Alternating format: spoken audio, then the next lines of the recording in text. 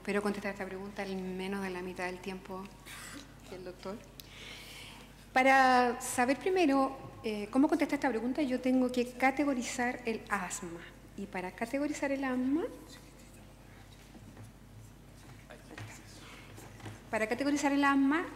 esta categorización se hace en forma retrospectiva, de acuerdo a la terapia que el paciente necesita en el minuto que lo estamos controlando para estar sin síntomas. Y así tenemos una etapa leve en que el paciente requiere solamente corticoides en dosis baja, y esta es un asma leve. Y después tenemos un paciente que requiere corticoides inhalados en dosis media, y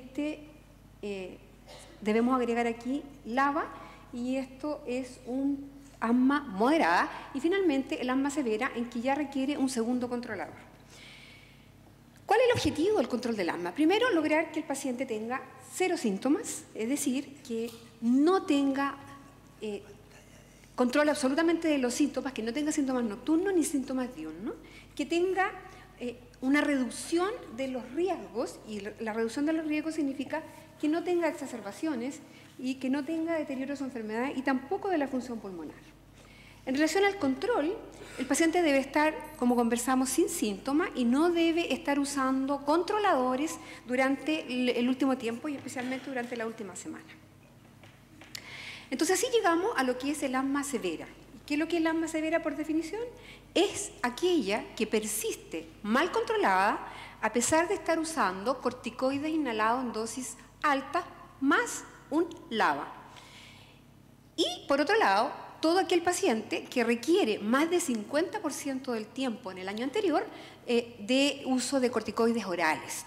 Esos dos son asmas definitivamente mal controladas. Y por lo tanto, cuando uno tiene un asma mal controlada y está usando el máximo de terapia, es un asma severa. En relación a la definición de asma no controlada, es aquella que persiste con síntomas, con ACT menor de 20, con exacerbaciones frecuentes, más de dos o más durante el último año, o bien una hospitalización durante el último año, o bien que tenga una alteración en la espirometría con un BEF1 menor que el normal para la edad. Le voy a mostrar un caso clínico de una mujer de 35 años, real, es asmática desde la infancia, tiene escasos síntomas durante la adolescencia, desaparecieron y finalmente en la edad adulta volvieron a reaparecer con test cutáneo positivo, sin embargo tiene un asma perenne. Y en los últimos 6 meses han habido aumento de sus síntomas en forma notable, con requerimiento de altas dosis de corticoides inhalados, más LABA, y ha usado más de un canister de salbutamol durante el último año. ¿Qué hacemos con esta paciente? Bueno, primero, la sugerencia es que ustedes se sienten frente a ella y empiecen a ver cómo hace las inhalaciones. Lamentablemente no está corriendo. Lo primero es ver la técnica inhalatoria. Segundo, hacernos la pregunta, ¿es realmente asma o no es asma? Hay muchos simuladores de asma, como por ejemplo la insuficiencia cardíaca, la fibrosis pulmonar, la fibrosis quística, que muchas veces llega con diagnóstico de asma tardíamente. Después de hacernos esta pregunta y descartar que tiene un simulador y que es una asma verdadera, nosotros deberíamos comprobar si el paciente tiene una comorbilidad que está deteriorando su asma. ¿Y cuál es esa comorbilidad? Por ejemplo, reflujo gastroesofágico, rinitis alérgica, factores laborales, tabaquismo, etc. Si a pesar de eso el paciente sigue con síntomas deteriorados, uno tiene que hacer ver la adherencia a la terapia. Si la adherencia a la terapia es buena, porque en más del 50% de los pacientes asmáticos la adherencia es mala, uno debería escalar en el tratamiento. ¿Y cómo escala en el tratamiento? Tenemos la guía GINA, en que si el asma es leve, nosotros vamos a dar un corticoide a dosis baja. Si el asma es moderada, vamos a añadir un LABA antes de subir los corticoides. Y posteriormente, si igual no se controlan los síntomas, vamos a subir al doble los corticoides. Supongamos que damos Brexotil y vamos a darle, en vez de una inhalación cada 12 horas, 2 inhalaciones cada 12 horas. Y finalmente, si llegamos en step 5, en que el paciente no se controla, debemos referirlo al especialista. ¿Y qué es lo que va a hacer el especialista? Va a agregar un segundo controlador, un tercer controlador, como es el tiotropio, como es la anti-IgE o bien la anti-interleuquina 5, que son las terapias disponibles en Chile. Yo solamente voy a mencionar las terapias disponibles en Chile, en este momento para la asma severa. ADON respecto a los corticoides inhalados y al LABA. ¿Cuáles son? Tiotropio. El tiotropio está indicado en asma 4 o 5, mayores de 12 años, con historia de exacerbaciones, especialmente aquellos que son muy exacerbadores. La anti-IgE u omalizumab es una anti-IgE, digamos, que se administra sistémica y que está indicada especialmente en aquellos pacientes que tienen IgE alta y que son atópicos.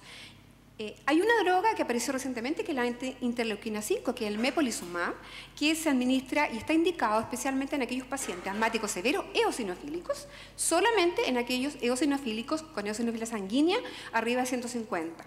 Y finalmente la termoplastía, a la cual no me voy a referir porque es una técnica que todavía está en discusión, y los corticoides orales que siempre deben ser dados en el caso que no responda, pero en dosis de menos de 7.5 miligramos al día. Y finalmente, cuando yo me refería a el omalizumab, les quiero comentar solamente que bloquea la cascada alérgica y que ha demostrado que disminuye los síntomas, disminuye la medicación con corticoides y, por supuesto, disminuye las exacerbaciones. Y la última droga, que es el mepolizumab, que hace un mes que disponemos en Chile de él, 1 o 2 meses, que se administra subcutáneo una vez al mes, es un anticuerpo monoclonal humanizado anti-interleuquina 5, reduce la frecuencia de exacerbaciones solamente sí en pacientes asmáticos severos eosinofílicos.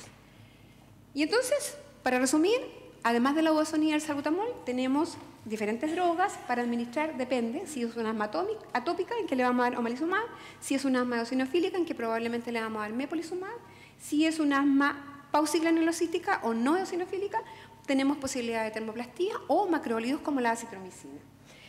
Y finalmente, si es un paciente no alérgico, pero tiene eosinófilo discretamente elevado, podemos usar también el omalizumab y el mepolizumab. Muchas gracias.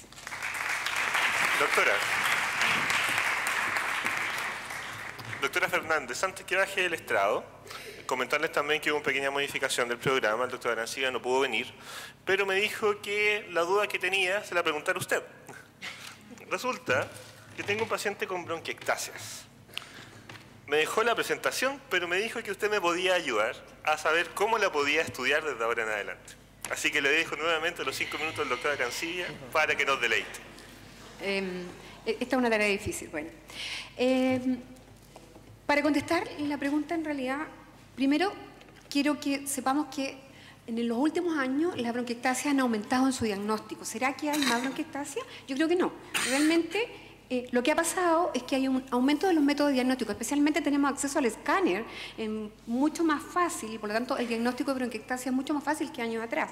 Segundo, el diagnóstico en cuanto a microbiología también es mejor. Cuando encontramos gérmenes multiresistentes, vamos a pensar en la posibilidad de que el paciente tenga bronquiectasia. La frecuencia en Chile no es conocida, no sabemos cuántos pacientes tenemos con bronquiectasias. Lo que sí sabemos es que lo que antes llamábamos una enfermedad huérfana, hoy día pareciera ser una enfermedad con muchos padres, porque muchas etiologías están determinando esta patología. Sin embargo, en los diferentes estudios, solamente en el 47 a 74% se encuentra la etiología de esta bronquiectasia. ¿Qué pasa con los pacientes con bronquiectasia? En general, ellos van a ir aumentando su deterioro en calidad de vida, tienen mayor consulta ambulatoria, tienen estadías hospitalarias más prolongadas, los costos son altísimos y la búsqueda de la etiología también significa un esfuerzo enorme de parte del médico en general para, si tienen la sospecha de bronquiectasia, confirmar la que existen y cuál es la causa. Interesante, esto es la bronquiectasia. Las causas yo las defino en 5 pasos, 5 posibilidades grandes. Obstrucción de la vía aérea, si ustedes tienen bronquiectasia localizada, en que puede ser debido a un tumor o a un cuerpo extraño. Las bronquiectasias postinfecciosas, que son las más frecuentes, son aquellas en las cuales el niño tiene antecedentes de una neumonía grave, especialmente por adenovirus, sarampión o pertussis. Anormalidades mucociliares son aquellas causas genéticas, 2 grandes causas genéticas. Una es el síndrome de Cartagener y la otra es la fibrosis quística. Y anormalidades inmunológicas, es la otra cosa que siempre tenemos que plantearnos. Déficit de inmunoglobulina, especialmente hipogamaglobulinemia IgG, o bien anormalidad en la función de los neutrófilos. Y dentro de las enfermedades sistémicas, que rara vez pensamos cuando vemos bronquiectasias pequeñas, bilaterales y difusas, en que puede tratarse de una enfermedad sistémica, como son las principales: artritis reumatoide, Sjögren, espondilorsis anquilosanti y déficit de alfa-1 antitripsina, que si bien produce enfisema, también puede producir bronquiectasia. Ahora, el EPOC, en el 30-50% de los EPOC severos, pueden tener algo de bronquiectasia. Afortunadamente, estas son mis diapositivas, las cuales ya me las conozco un poco más. Sin embargo, a pesar de todo esto, el 25 al 50% no logramos obtener etiología de la bronquiectasia. ¿Qué se hace para tener etiología? Primero, si nosotros sospechamos que existe una inmunodeficiencia como un variable, lo que nosotros tenemos que hacer es cuantificar inmunoglobulina. Si nuestra sospecha es de fibrosis quística, especialmente en pacientes en Chile menos de 40 años con bronquiectasia y compromiso sinusal, tenemos que hacerle un test del sudor. ¿Y qué es lo que se pide? Que el test de sudor, si es por Gibson y Cook, tenga un cloro en el sudor de más de 60 milimoles por litro. Si la sospecha nuestra, porque hay un enfisema importante, más la bronquiectasia, es de un déficit de alfa-1 antitripsina, tenemos que determinar alfa-1 antitripsina, que en estos casos va a estar muy bajo, o sea, no levemente bajo, menos de 80 miligramos por decilitro. Y si la sospecha de una enfermedad sistémica, obviamente tenemos que estudiarla y vamos a hacer una terapia específica en ese caso. Si nosotros tenemos la duda que tenga una disquinesia ciliar, en el cual vamos a encontrar bronquiectasia, sinusitis y probablemente infertilidad, y en algunos casos dextrocardia, constituyéndose un síndrome de Cartagener, nosotros tenemos que hacer una biopsia de mucosa bronquial o mucosa nasal. Si sospechamos cuerpo extraño, la broncoscopía nos va a dar el diagnóstico, lo mismo que en el caso del tumor. Si sospechamos una tuberculosis, en que especialmente van a haber bronquiectasia en los lóbulos superiores, o bien árbol en brote en el lóbulo medio língula, nosotros tenemos que hacer, por supuesto, estudio de tuberculosis. Y si la sospecha en un paciente asmático severo que no responde bien y que tiene bronquiectasia, vamos a pensar en APA o aspergilosis broncopulmonar alérgica y tenemos que hacerle precipitina y inmunoglobulinas para aspergilos. Y por supuesto tratarla con corticoides y con itraconazol en ese caso. Interesante el score de severidad de las bronquiectasias. Hay un score que se describió en el año pasado solamente, en 2006, y muy interesante porque habla de 5 preguntas solamente. El paciente está colonizado, tiene mucha disnea, tiene un BF1 muy bajo, es muy viejo o tiene más de 2 lóbulos comprometidos. Este paciente, si tiene un puntaje de 5 a 7 puntos, es un paciente que tiene un FACET alto y el pronóstico de vida, ustedes lo ven, es pero muy, muy inferior que aquel paciente que no tiene este score o lo tiene bastante más suave.